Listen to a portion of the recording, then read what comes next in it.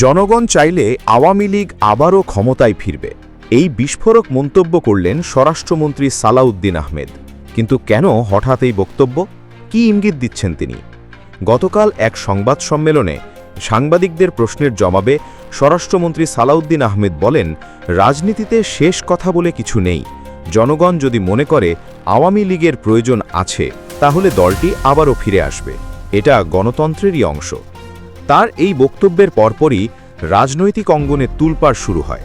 সামাজিক যোগাযোগ মাধ্যমে মুহূর্তেই ভাইরাল হয়ে যায় এই ক্লিপ। সালাউদ্দিন আহমেদের বক্তব্যের তিনটি মূল পয়েন্ট আছে।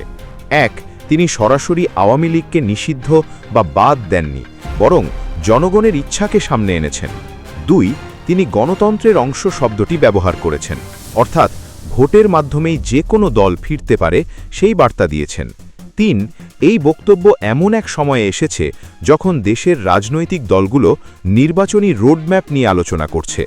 বিশ্লেষকরা বলছেন, এই বক্তব্য একদিকে যেমন আওয়ামী লীগের তৃণমূল কর্মীদের বার্তা দিচ্ছে, অন্যদিকে সরকারের অবস্থানও স্পষ্ট করছে, দল হিসেবে আওয়ামী লীগকে আইনগতভাবে নিষিদ্ধ করা হয়নি। এই বক্তব্যের পর মিশ্র প্রতিক্রিয়া দেখা গেছে। বিএনপির একজন সিনিয়র নেতা বলেন, জনগণ আওয়ামী লীগকে প্রত্যাখ্যান করেছে, এই বক্তব্য অপ্রাসঙ্গিক।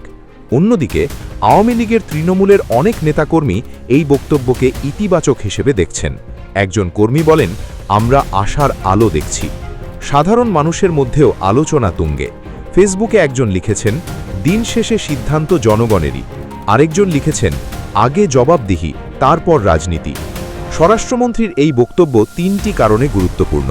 প্রথমত, সরকারের নীতিগত অবস্থান পরিষ্কার হল। দ্বিতীয়ত, আগামী নির্বাচনে আওয়ামী লীগ অংশ নেবে কিনা সেই আলোচনা আবারও সামনে চলে এলো। তৃতীয়ত, রাজনীতির মাঠে নতুন মেরুকরণ শুরু হতে পারে। সবশেষে একটাই প্রশ্ন থেকে যায়, আসলে জনগণ কি চায়? স্বরাষ্ট্রমন্ত্রী সালাউদ্দিন আহমেদের এই বক্তব্যে আপনার মতামত কি? কমেন্টে জানান।